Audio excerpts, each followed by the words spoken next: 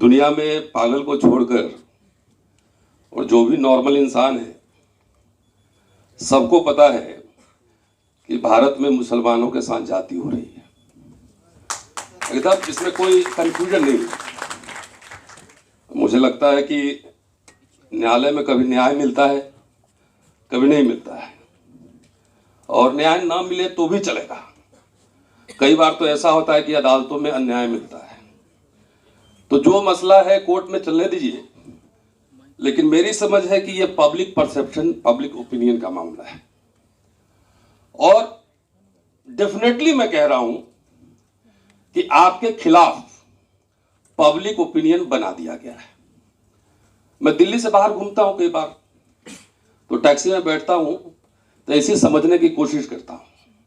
ज्यादातर टैक्सी चलाने वाले दलित बैकवर्ड होते हैं, और उनसे पूछिए तो एक लाइन जरूर आपको मिलेगा। ज्यादातर मैं कह रहा हूं कि अच्छा है, मुसलमान को टाइट कर रहा है, टाइट हो रहा है। तो ये पब्लिक ओपिनियन जो बनाया गया है वो क्यों, कैसे बनाया गया है?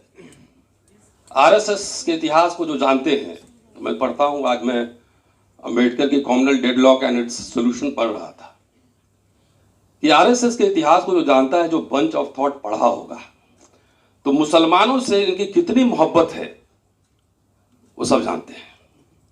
और वो मोहब्बत इसलिए है कि 672 साल आपने उनसे दरबारी कराई और बिरयानी खिलाई, इसलिए ये नफरत है। ईसाइयों से इसलिए नफरत है कि पहली बार इक्वलिटी बिफोर लॉ अंग्रेजों के जमाने में आया। स्कूल खोले, इंस्टीट्यूशन खोला, और एक अपराध के लिए ब्राह्मण को भी वही सजा और दलित को भी वही सजा, अंग्रेजों को भी वही सजा। तो इसलिए उनसे नफरत है। और तीसरा कम्युनिस्ट है। अभी भाई साहब, वकील साहब जो बोल रहे थे, एकदम परफेक्ट बोल रहे थे। ये मसला जो है, कभी सीए आएगा, एनआरसी आएगा, कभी 370 आएगा, कभी कुछ और आएगा, अभी वक्फ बोर्ड है, और ये खत्म होगा तो अगला आएगा, वो भी मैं बता देता हूं। अगला आएगा झटका बनाम हलाल। झटका बनाम चल रहा है, अंदर अंदर चल रहा, अंडर करंट है। कई हमारे साथी आरएसएस बीजेपी की यूनिवर्सिटी में पढ़ाता हूं, तो एक जगह मैं बैठा हुआ था किसी कमिश्नर के पास, तो एक डेलीगेशन गया था एक झटका आंदोलन का। तो कितनी चतुराई से झटका जो काम करते हैं वो सब दलित ही होते हैं, और कैसे उनका इकोनॉमिक इंटरेस्ट उसमें इन्वॉल्व कर दिया गया है कि मुसलमान हलाल वाले लोग तुम्हारे हिस्सा का खा रहे हैं, तो अगला ये आंदोलन के लिए तैयार रहिएगा। तो पब्लिक ओपिनियन बनाने में हमने आपने कहां चूक की, ये सोचने का विषय है। और मैं अंबेडकर को ही कोट करके अपनी बात खत्म करूंगा कि कहते हैं ना कि हैदराबाद के निजाम बहुत कंजूस थे। ऐसा हम लोग सुनते हैं, पढ़ा नहीं है, सुनते हैं। अंबेडकर जब तक कि मुस्लिम लीग ने पाकिस्तान की मांग नहीं की, अंबेडकर और मुसलमान दोनों एक ही इंटरेस्ट पे लड़ रहे थे। Sikh, Anglo Indian, Muslims, Ambedkar. पूरे अंबेडकर की जिंदगी इस बात में लग गई कि we are minority in national life.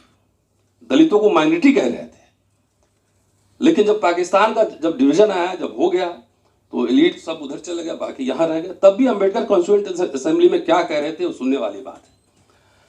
तो अंबेडकर को सेकंड गोल्ड में सम्मेलन में जाने के लिए राउंड टेबल कॉन्फ्रेंस ने हैदराबाद के निजाम ने स्पॉन्सर किया था। और मैं बता दूं कि जो मिलिंद कॉलेज है औरंगाबाद में, 54 एकड़ जमीन 1953 में हैदराबाद के निजाम ने कॉलेज खोलने के मुफ्त में दिया था। वही नहीं, शेड्यूल कास्ट वेलफेयर के लिए 1 करोड़ का फंड इकट्ठा हुआ, उसमें से 12 लाख रुपए उन्होंने अंबेडकर को इंटरेस्ट फ्री दिया कि आप कॉलेज बनाइए। 56 से वो किस्त जाना था 50,000 पर ईयर। अंबेडकर का 56 में परिनिर्वाण हो गया। वो पैसे वापस हुए कि नहीं हुए मैं नहीं जानता, शोध का विषय है, लेकिन मुझे लगता है कि वो कर्ज माफ कर दिया गया होगा। ये बात मैं क्यों कह रहा हूं? इसलिए कह रहा हूं कि अंबेडकर ने कहा है कि विदाउट सोशल डेमोक्रेसी हम पॉलिटिकल डेमोक्रेसी अचीव नहीं कर सकते। आप सोचिए कि जो कंजूस नवाब जिसको कहते थे, 54 एकड़ जब आज भी है, मैं उस यूनिवर्सिटी में लेक्चर दे के आया हूं, एक बार बोल कर आया हूं। क्या दलित को हिंदू बना दिया गया है, बैकवर्ड को? और उसके पास एक कॉमन कॉज है ना, नाम एक तरह का है, संस्कृति एक तरह की है, बोली भाषा एक तरह की है। और हम ये भी जानते हैं कि उसके असली शत्रु आरएसएस बीजेपी के वो दलित हैं, क्योंकि इंडियन रिपब्लिक 50 साल में जो मिडिल क्लास बना है, जिनको वो अछूत समझते थे, वो मिडिल क्लास उठ के इनको जवाब दे रहा है। असली तो मार वहां पर नहीं है, लेकिन आम मानस को, जनमानस को हिंदुआइजेशन कर दिया गया है। Do you have any alternative? कोई विकल्प है? जब आप सोशल डेमोक्रेसी नहीं करेंगे, तो इसलिए मैं कह रहा हूं जुडिशरी का मसला नहीं है, रोज नए आएंगे इशू, ये पब्लिक ओपिनियन का है। दलित बैकवर्ड, जो कि उनके अभी बहुत सारे लोग हिंदू राष्ट्र की पालकी ढो रहे हैं, हिंदू राष्ट्र में उनको कहां रहना है मैं जानता हूं, लेकिन आपके पास क्यों आए, ये सवाल है।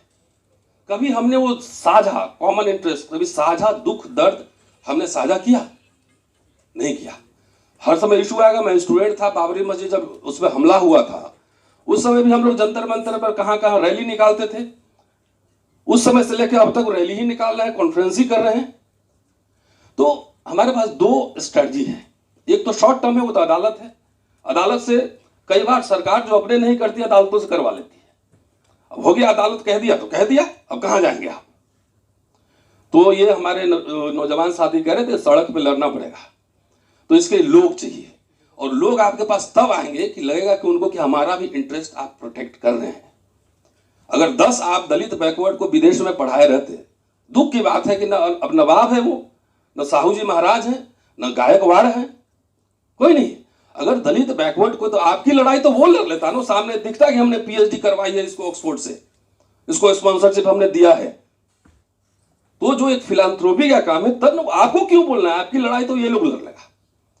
तो इसलिए मेरा एक प्रस्ताव है कि ये लड़ाई ऐसा नहीं कि वक्फ बोर्ड का खत्म हो जाएगा तो ये रुकने वाली है, ये अनवरत चलती रहेगी। कोई मुसलमान विदेश नहीं भेजेगा, क्योंकि उसके लिए पासपोर्ट वीजा सब लगवाना पड़ेगा। बोलेगा यहीं रहो, सेकंड क्लास सिटीजन बनकर रहो, सेकंड क्लास सिटीजन। तो इसलिए ये बहुत गंभीर मसला है। दिल्ली में हम लोग काम करते हैं, अरे हमारे ऊपर भी मुकदमे कई चल रहे हैं, ठीक है, इससे डरने की बात नहीं है, ये लड़ाई चलेगी। लेकिन अंबेडकर ने जो कॉन्स्टिट्यूएंट असेंबली में जो बात कही थी, और आजादी के बाद 4 नवंबर 1948 को, और मैं वो पढ़ देता हूं, इसलिए मैं लेकर आया था। उन्होंने कहा था कि माइनॉरिटीज के संदर्भ में कह रहे हैं कि अल्पसंख्यकों को जो छूट दी जा रही है, मैं समझता हूं वो ठीक है, उसकी तारीफ कर रहे हैं। कह रहे हैं कि अल्पसंख्यकों को सहूलियत देने का जो निर्णय संविधान सभा द्वारा लिया गया है और जिस पर अमल किया जा रहा है, मेरी राय में वो सही है। इस बारे में मेरे मन में बिल्कुल संदेह नहीं है। इस देश में अल्पसंख्यक और बहुसंख्यक, माइनॉरिटी एंड मेजॉरिटी, दोनों ने गलत रास्ता अपनाया। अल्पसंख्यकों के अस्तित्व को नकारना बहुसंख्यक की गलती है, और अल्पसंख्यकों को अल्पसंख्यकवाद को सीने में चिपकाए रखना, कि मैं रोते रहना कि मैं माइनॉरिटी हूं, वो भी दूसरी गलती है। दोनों उद्देश्य साध्य हो सके, इसके उपाय ढूंढना जरूरी है। इस दिशा में आगे बढ़ने की शुरुआत के तौर पर अल्पसंख्यकों के अस्तित्व को मानना ही होगा। कोशिश यह भी की जानी चाहिए कि किसी समय दोनों एक हों, अल्पसंख्यक और बहुसंख्यक एक हों। संविधान सभा द्वारा सुझाए गए उपायों का स्वागत होना चाहिए, क्योंकि उनके द्वारा बताए गए उपायों से ही यह दोहरा उद्देश्य प्राप्त किया जा सकता है। धर्मांतरता की भावना को बल देकर अल्पसंख्यकों को दी जा रही सहूलियतों का विरोध करने वालों को मैं 2 बातें बताना चाहता हूं। वो चेतावनी दे रहा हूं, चेतावनी जरूरी। पहली बात कि अल्पसंख्यक विस्फोटक शक्ति होती है, उसके विस्फोट होने से पूरे राज्य के बिखर जाने का खतरा होता है। यूरोप का इतिहास इसी प्रकार की भरपूर घटनाओं से भरा पड़ा है। भारत में जो मुसलमान रहे, उन्होंने हिंदुओं को नेता माना, मुसलमानों को नेता नहीं माना। इसलिए अल्पसंख्यकों के प्रति भेदभाव न करना हमारा कर्तव्य है। इसका एहसास बहुसंख्यक को होना चाहिए। अल्पसंख्यकवाद टिका रहे, यह बहुसंख्यक के बर्ताव पर निर्भर करेगा, और जिस दिन वे भेदभाव छोड़ देंगे, उस दिन जो है ना, वो अल्पसंख्यक और मेजॉरिटी माइनॉरिटी खत्म हो जाएगा। तो मेरा यह प्रस्ताव है कि लड़ाई तो हम लोग लड़ेंगे, हम लोग तो आइडियोलॉजिकल आदमी है ना। तो आप मुझे चाय पिलाएं चाहे नहीं पिलाएं, नदीम भाई जहां बोलते हैं हम लोग खड़े हो जाते हैं। एक लॉन्ग टर्म बनाइए कि आप, बहुत सारे एग्जाम्पल्स हमने दे दिए और ये सोचने की जरूरत है, ये आपके ऊपर मैं छोड़ देता हूं।